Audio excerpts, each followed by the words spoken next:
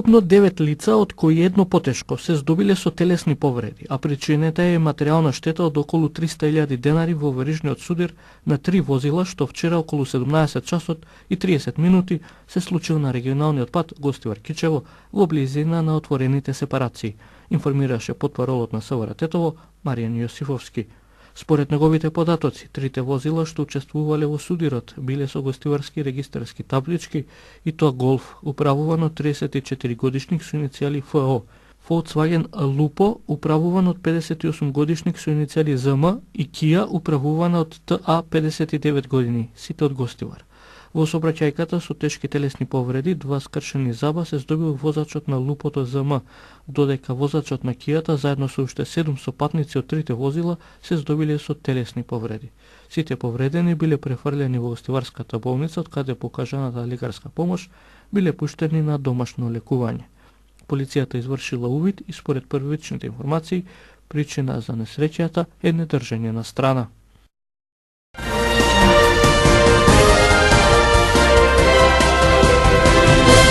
Четири повредени лица, од кои едно потешко и материјална штета од над 110.000 денари се последиците од трите сообраќајни несреќи, што се резултат на неприлагодената брзина според условите на патот, информираше потпаролот на СВР Тетово Маријан Јосифовски. Најтешко поминала 75 годишна жена од Тетово, која одела пешки по улицата Љуботенска во градот вчера околу 17 часот и 25 минути и била удрена од автомобил Рено со тетовски регистарски таблици, управувано од 22 годишник, исто така од градот. При тоа жената се здобила со тешки телесни повреди и со истото возило била префрлена во Тетовската клиничка болница, од каде покажаната помош била префрлена на скопските клиники. Две лица се здобиле со телесни повреди откако 30 годишникот Јанчиште загубил контрола врз автомобил БМВ со тетовски регистарски таблици, што го управувал, пошто возилото излетало од коловозот и удрило во бетонски електричен столб и украсни дрвја. Несреќата се случила изминатата ноќ околу 4 часот и 15 минути во селото Жилче. При тоа возачот и неговиот сопатник ДС 20 годишникот Прилјубиште се здобиле со телесни повреди и биле однесени во Тетовската клиничка болница, од каде покажаната помош биле пуштени дома. Материјалната штета во несреќата се оценува на 100.000 денари. Околу 3 часот и 45 минути на кружниот тек од булеварите Линденска и Видов Смилевски Батов во Тетово, автомобил БМВ со тетовски регистарски таблици, што го управувал ДД 28 години од Тетово, изгубило контрола, излетало од коловозот и удрило во сообраќаен знак и бекатон плочки. При тоа возачот кој бил сам во возилото добил телесни повреди и покажаната помош во Тетовската болница бил пуштен дома. Материјалната штета се проценува на 10.000 денари. Полицијата извршила увид на местото од трите сообраќајки и според податоците од извршените увиди, најверојатна причина за сите е неприлагодената брзина според условите на патот.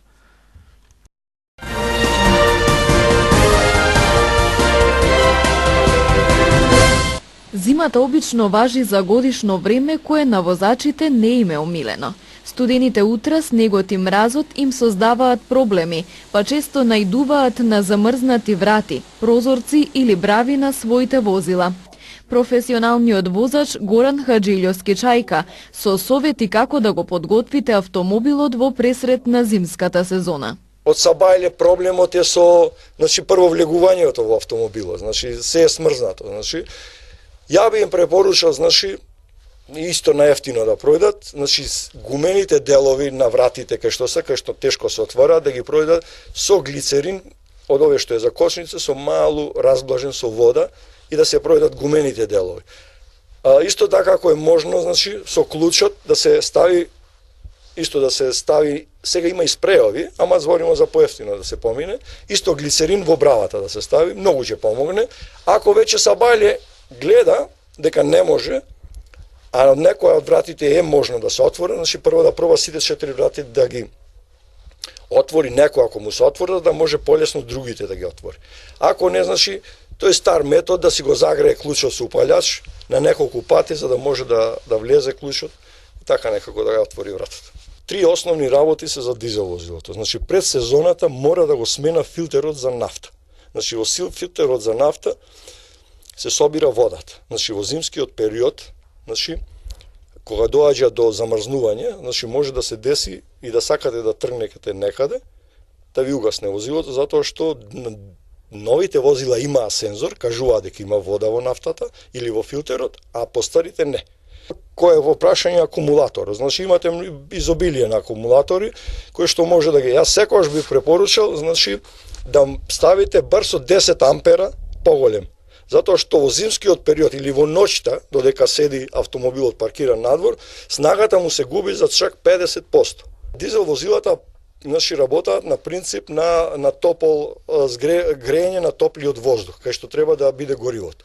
Значи кога ќе го уклучат грејачите, кога ќе ги уклучат, значи најдобро е таа процедура да ја направат 3 пати. Зошто? Затоа што со 3 пати многу повеќе ќе ја стопли цилиндерот во колата, кај што треба да влезе горивото, отколку што еден пат. А втората работа околу бензинците, значи тие стереотипи на некога што биле на возилата, дека возилово треба да биде да се загрее многу, е тотално грешно. Значи јас ќе ви кажам зашто. Порано било возилата биле со карбуратори, сега се со многу сензори кои што нема потреба од возилото многу да се загрева, затоа што многу подобро функционира улјето кое што е во моторот, значи кога тргнувате. Затоа што вие со стварање на голем притисок многу подобро доаѓа до подмачкување на сите делови на возилото отколку да седи возилото во место. Според Хаџилјовски, изборот на пневматици е многу важен, како и контролата на нивото на антифриз средството во автомобилот. Антифризот, значи нема некој голем, Бог зна, рок голем некој на траење, ама ја би им препоручал да кога ќе одат кај мајстор едноставно да го мерат. Значи ако им кажува 25 степени минус 25, нема потреба да го менјават. Значи нема потреба и може да им трае и година, и 2, и 3, и 4, се додека им кажуваат према условите на нашиот терен кај што живееме.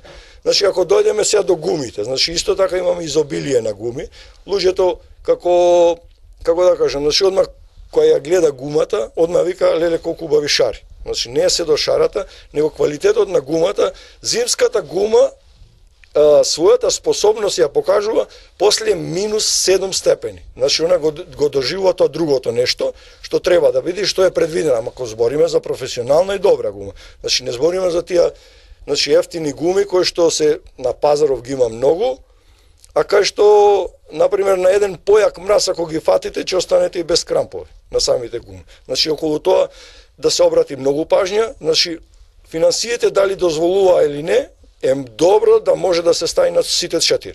Значи на сите 4 да се стави уште подобро. Од 15 ноември започна да се применува обврската за задолжително поседување и носење зимска опрема.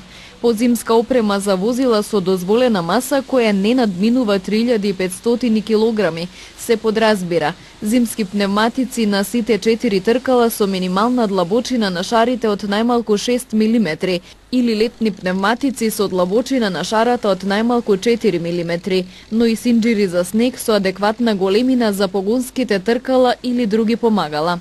Зимската опрема за возила со погон на 4 тркала се состои од зимски пневматици на сите тркала со минимална длабочина на шарите од најмалку 6 мм. За возилата со дозволена маса која надминува 3500 килограми пак, зимската опрема ја сочинуваат зимски пневматици на погонските тркала со длабочина од најмалку 6 мм, а автобусите и товарните возила кои поради технички причини не можат да постават синџири за снег на погонските тркала, треба да поседуваат зимски пневматици на погонските тркала и прираченалат, лопата. Зимски пневматици се оние кои на бочната страна имаат ознака МС, М+С, М и С, како и знак на снегулка, стилизирана планина со триврва.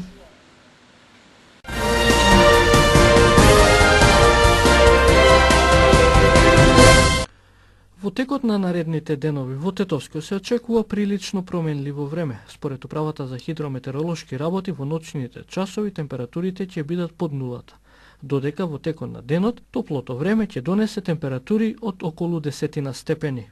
Можни се врнежи од дожд и снег. Утре и во вторник во поголем дел од денот ќе биде претежно сончево, само на западот ќе има повремено зголемување на облачноста, вклучувајќи го и полог, значи Тетовскиот регион умерено на облачување, а на планините на северозапад има и услови за провезување на слаб снег.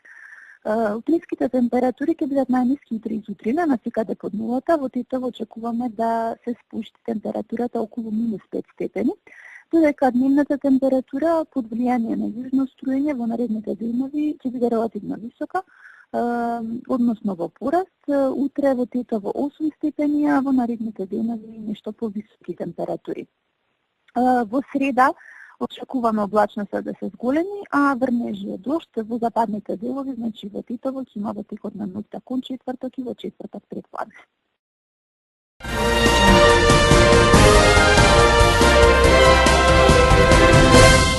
Познатиот тетовски ликовен уметник магистер Зоран Бошковски на 14 месецов ја најавува својата најнова 8 поред изложба, насловена како Символиката на ликовните елементи. Преку изложените дела Бошковски овој пат ќе се представи пред скопската публика, конкретно љубителите на ликовната уметност, ќе имаат можност да уживаат во сликите во јавната установа Кочурацин Скопје, а отворањето е закажано во 18 часот.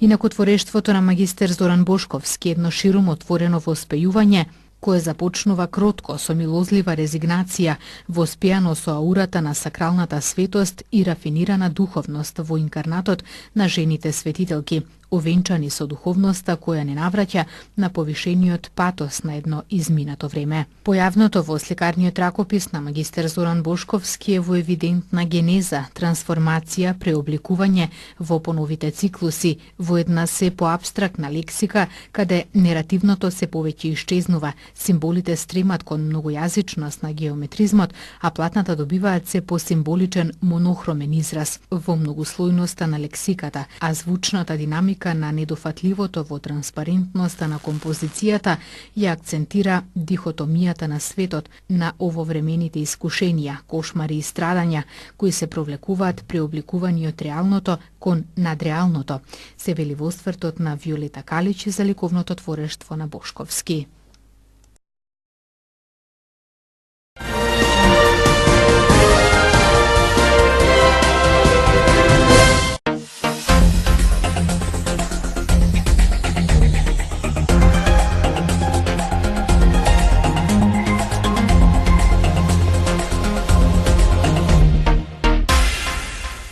Го следите неделното интервју на Слободна Европа. Во него гостин е председателот на партијата Движење Беса, Билјал Касами.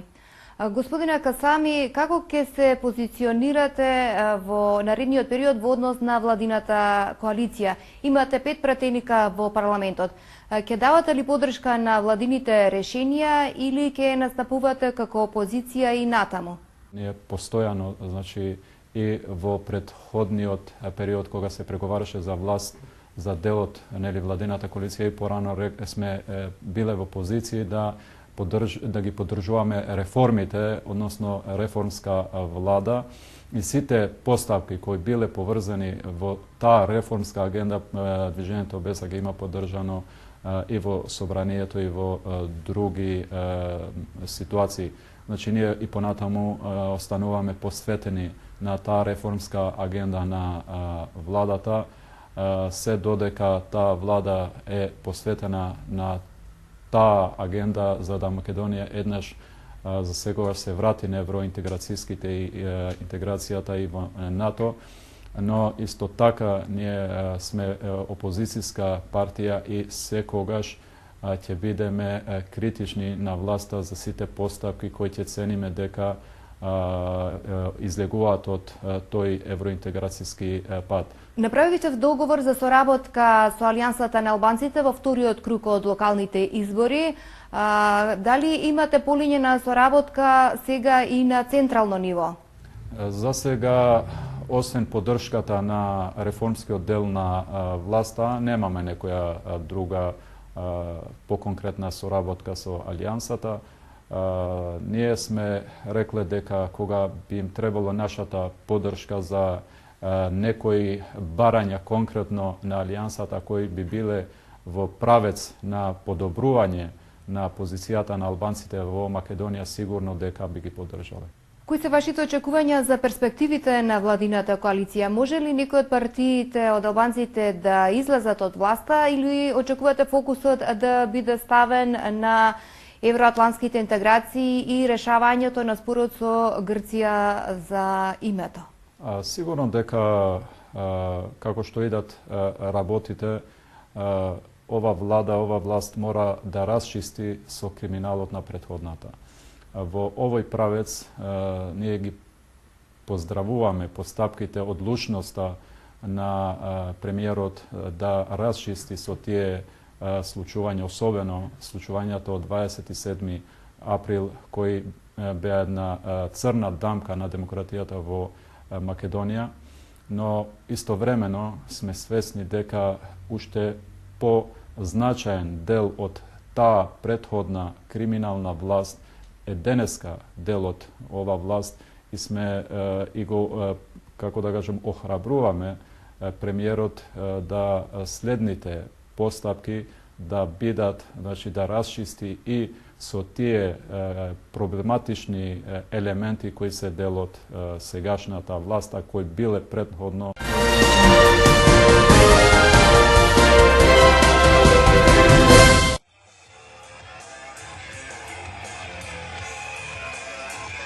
Во изминатите десетина години, граѓанските движења направија огромни промени во општеството. Тие беа гласот на јавноста што одекнуваше низ улиците и на социјалните мрежи, во време кога многу тешко можеше да се слушнат барањата на граѓаните во медиумите. Почнуваа партизански, беа осамени во нивните битки и затоа многу полесно беа потиснувани од власта. Но како што одминуваше времето, така стануваа се погласни и помасовни, а оние кои им се придружуваа беа похрабри во своето јас. Се протестираше против поскапувањето на струјата, водата и парното, против полициска бруталност, против изградбата на црквата на главниот плоштад во Скопје. Се изродија пленуми, се создаде протестирам. Најмасовна беше шарената револуција, а денес битката се води за запирање на рудниците во неколку општини во државата. Првото граѓанско движење, познато како Плоштад Слобода, се појави во 2009 година, кога стотина студенти на архитектонскиот факултет се спротиставија на идејата за изградба на црква на плоштадот во Скопје. Протестот беше задушен со контрапротестанти и со помош на полицијата, која приведе неколкумина од студентите со цел да внесе страв за нов отпор. Траеше кратко, но беше крик против неправдата и самоволието. На 5 јуни 2011 година, кога ВМРО-ДПМН ја славеше победата на изборите, на плоштадот во Скопје се случи убиството на Мартин Нешковски, кој тогашната власт се обиде да го замаскира со цел да го заштити убиецот полицаец. Тоа одново роди револт и граѓанскиот протест беше адресиран кон конкретна цел под слоганот «Стоп за полициска бруталност». Овие помали искри на гнев го создадоа граѓанскиот отпор, познат како протестирам. Најверојатно идејата за протестирам се роди исто како и сите други идеи, а тоа е поривот да се спротивставиш на неправдата. Протестирам се издвои како движење во 2015 година, после обелоденувањето на преслушкуваните материјали од страна на тогаш лидерот на опозицијата, но не протестирам резултат само на тоа. Протестираме резултат на сите граѓански движења кои ги имавме во годините претходно. Протестирам го сочинуваа незадоволните граѓани, обесправените, борците за слобода, кои уште на самиот почеток по објавувањето на бомбите на опозицијата излегоа на улица за да кажат «Нема правда, нема мир». Клучниот момент кога протестирам стана препознатлив бренд беше 5 јуни 2015 година, кога се објавија прислушуваните разговори поврзани со убиството на Мартин Нешковски. 5 мај 2015 година на улица имаше толку голем револт што беше како кнедла во грлото. Ние веќе немавме капацитет да викаме. Безсмислено беше да се вика стоп за полициска бруталност и безсмислено беше да се вика нема правда, нема мир. Тоа беше тоа што го слушнавме. Како да кажам, тоа насилие кое го слушнавме во материјалите беше многу поголемо од тоа. Тоа е првиот ден кога ние ги пробивме барикадите. Протестите траја 50 на дена со прошетки низ улиците, со герила акции, дебати, различни начини за да се испретат пораките и до тогашната власт и до меѓународната заедница. Гинова вели дека енергијата на протестирам спласнала кога пред зградата на владата се вдоми кампот на слободата. Од тогаш целиот фокус се насочи на она што се случуваше под шаторите, а во јуни се растори и кампот, бидејќи се постигна целта и почнаа преговорите во Пржино. Протестирам, последен пат беше активно движење за време на шарената револуција.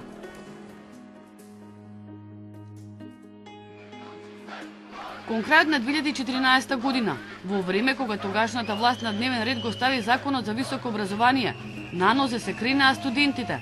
Нивното движење го нарекува студентски пленум, а бара од власта да се откаже од спорниот член, да се воведе екстерно тестирање на студентите.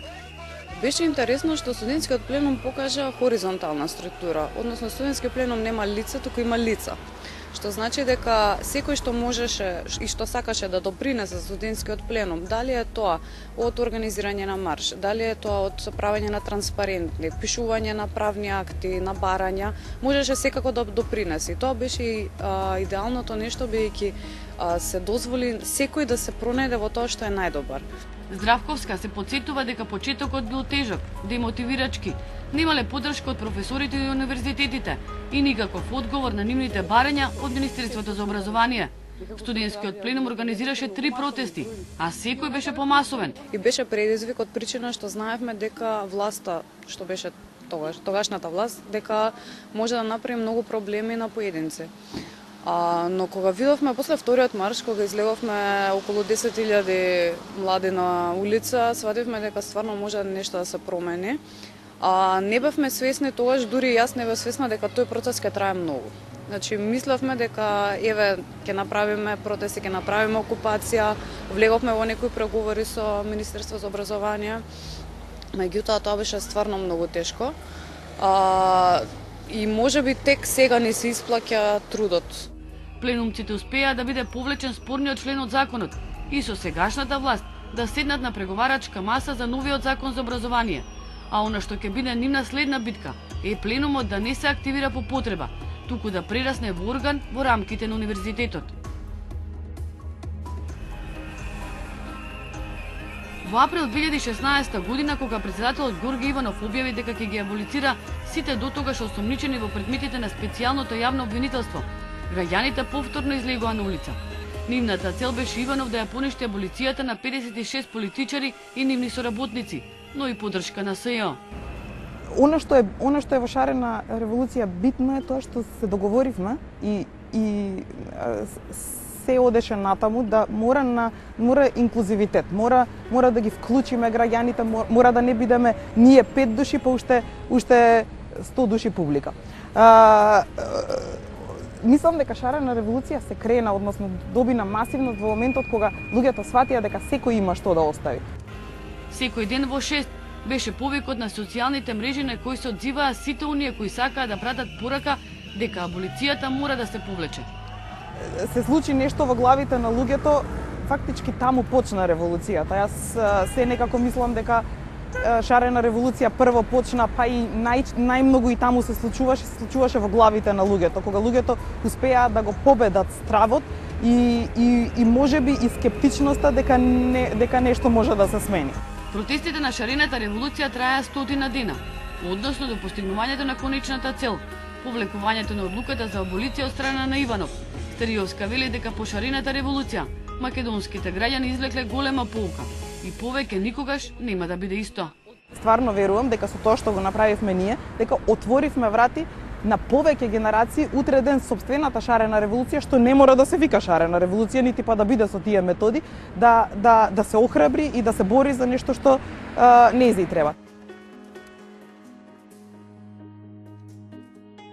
Кога на почетокот на годинава одекна веста дека на југоистокот многу скоро ќе почнат со работа 2 рудника, Казандол и Ловица, жителите на 6 општини почнаа да се организираат со цел да го спречат тоа. Во секоја општина се организираше референдум за да можат граѓаните да се изјаснат за или против рудник. Сите иницијативи беа граѓански. Зад нив не застана ни политичка партија, ниту некоја невладина организација. Спас за Валандово го создадоа младите валандовчани, кои беа осамени во нивната битка. Поранешниот градоначалник Никола Чичурлинов и советниците од ВМРО ДПМН им свртија грб, па тие мора самите да действуваат. Тоа не е некое класично здружение на граѓани, они немаат ни жиросметка, немаат она председатели на управни одбори, така натаму сите се исти, сите се подеднакво важни, хоризонтална им е структурата, така да секој работи се. И беше убаво да се видат тие момчиња кои цело лето не отидоа и девојчиња кои што цело лето не отидоа ни на одмор утрите, него цело време беа обдека, туркајќи иницијативата се дојде некако до референдум за луѓето да се изјаснат. Белески раскажува какви се притисоци имало врз граѓаните со цел да не излезат на референдумското изјаснување. На крајот, референдумот во Валандово не успеа, но на гласање излегоа многу повеќе луѓе отколку за било која партија, на било кои избори досега. Затоа сметаме дека референдумот е и tekako успешен, затоа што ниједна партија на ниједни избори во Валандово не успеала да собере 4800 гласови. Ова е уште една потврда за високата свест на луѓето од Валандово, ако се има на ум дека другата страна која што беше против референдумот направи се и ги искористи сите средства, и тоа беа подли средства, плаќање на луѓе по 10.000 денари за да им ги отстапат пасошите и личните карти. Така да се е работено само за луѓето да не излезат да гласат. Со референдумите не заврши мисијата на граѓанските иницијативи во сите засегнати општини во југоистокот. Тие сега направија мрежување на сите иницијативи во асоциација со цел да бидат и погласни и помоќни. Уличната демократија е единствениот избор во услови кога нема дебата од другата страна, кога одлуките се носат во центрите на моќ, а граѓаните се безгласна буква и за нив одлучуваат политичарите. Никогаш нема може да биде исто, затоа што луѓето сватија колку граѓанските здружувања може да бидат моќни. Осознаваме да користиме нашето право, нашиот глас, тоа е впрочем демократијата.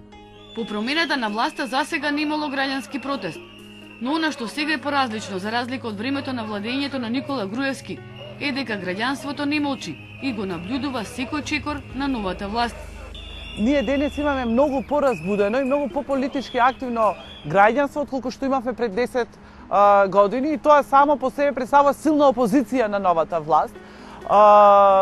И сакам да препорачам и на власта, но и на граѓаните да будно следиме се што се случува со политиките на новата власт и да реагираме навремено, да се сменат, за да не дојдеме до деречето кое бевме 11 години.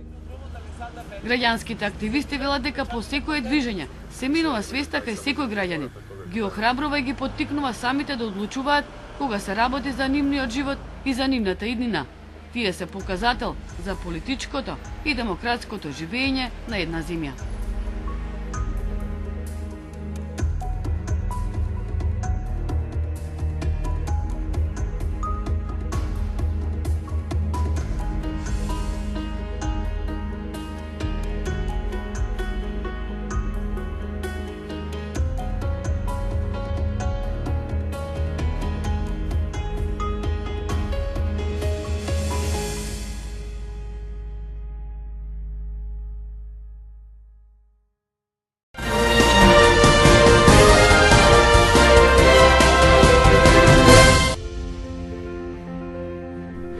Времето денес беше сончево со мала облачност. Минималните утрински температури низ Македонија се движи од 0 до 4 степени. Дневните температури се движи од 5 до 10 степени. Во Тетово 5 степени. За утре понеделник од Управата за хидрометеоролошки работи предвидува дека времето ќе биде сончево со мала, а во западните делови со умерена облачност. На планините на северозапад ќе има услови за провејување на слаб снег. Ќе дува слаб до умерен ветер од јужен правец. Дневните температури ќе бидат од 3 до 12 степени. Во Тетово најмногу до 8 степени.